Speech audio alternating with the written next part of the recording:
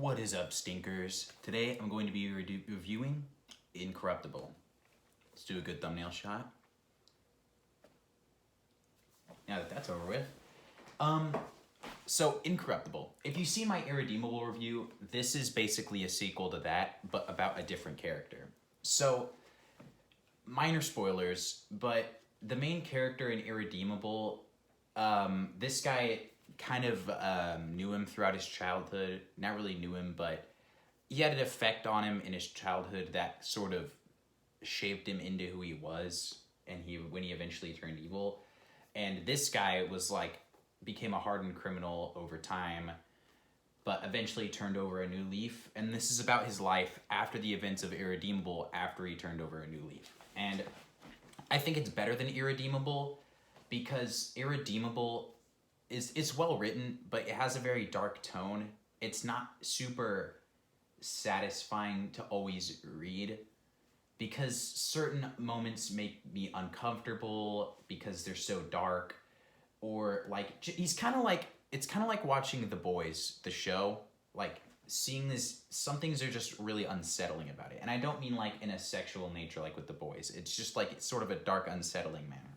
But this is a lot more upbeat. It gives the reader sort of a sense of hope for this universe, that it could progress into like a brighter future despite the events that happen in Irredeemable. I wouldn't recommend reading this unless you've read Irredeemable, but just something I'd like to mention. I mentioned it in my Irredeemable review how the binding on the softcover is garbage. That is not the case for this one. It is really strong binding. Like I can open it up all the way like this and it's completely fine.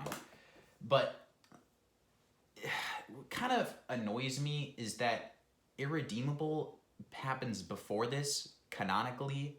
So if you get the big soft cover of this one that has the whole series in a single volume, then the binding on this will be fine, but it'll look stupid on the shelf if you get like the hard covers of the first one. So, I don't know. I mean, I have both, and I had to do some improvising with Gorilla Glue on the binding of the other huge soft cover. But I mean, that's just a little nitpick that I personally have, because I'm a huge nerd about like the way my shelves look, and that everything is like things from the same publisher next to each other, and everything blends into the color of the next volume that it's next to, stuff like that. And things that are next to each other are generally the same size. I like that. So if I had a big hardcover next to a soft cover like this, I'd think it was annoying. And that's just a little pet peeve that I have with this. But the story, I would give with this one an 8 out of 10. I gave Irredeemable a 7 just because of how dark it is. Like, this one makes you feel hopeful for the future, like I said, of this universe. And it's nice to see a character who we've learned his whole backstory in Irredeemable to really turn over a new leaf and see him change as a person. And then throughout this, you hear about a lot of the bad things he's done, because while he's trying to turn over a new leaf, he's constantly like reminded and haunted about things he's done in his past that was fucked up.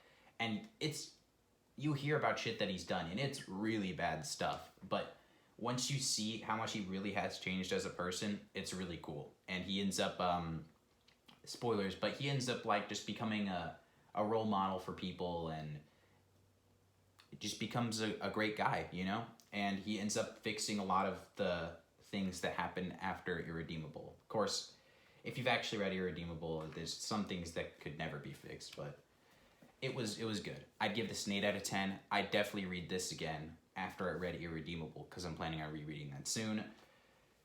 But yeah, Incorruptible was really good. In terms of what kind of reader you'd have to be to get into this, I would say new reader, but it wouldn't really make a lot of sense to read this before Irredeemable. I said Irredeemable would not recommend for a new reader because it got certain dark moments that kind of make you shy away from the genre, from the medium. So just for that, I'm going to have to say you'd have to be into comics to read this, because this is a sequel, so it wouldn't really make a lot of sense to read this first. But this story in itself, I do think it is good entry-level stuff if you were willing to read both of them in one sitting. But, I mean, I didn't read both of them in one sitting. I read Irredeemable in one sitting, and then I read this in one sitting, but I didn't have them both at the same time. Anyway, Yeah, this is good. I recommend it for anyone who liked Irredeemable. I'd say if you're into comic books, it's a great read. 8 out of 10. That's pretty much it. See ya.